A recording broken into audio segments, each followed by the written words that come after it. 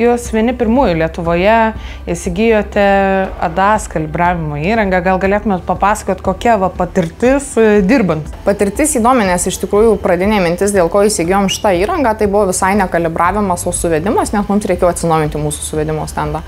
Ir tas ADAS jisai iš pradžių stovėjo tarsi šone, kaip papildoma paslauga, kurią mes teiksime. Ir kai apsirašėme paslaugą internetinėje svetainėje, pristatėme savo klientams, susilaukėm tikrai didelio susidomėjimo. Daug kreipėsi ir net iš visos Lietuvos, nors mes čia tokiam šiek tiek Lietuvos pakrašty, bet pasirodo, paaiškėjo, kad turbūt trūksta rinkoje.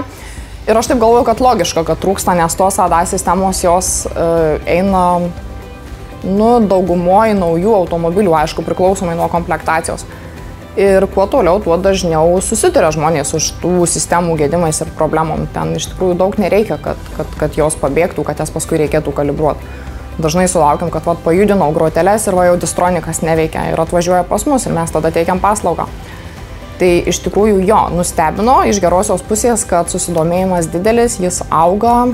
Iš tikrųjų tas automobilių parkas Lietuvoje jisai jaunėja, automobiliai vis naujesni, o kadangi jie naujesni, su naujom sistemom jas reikia tvarkyti.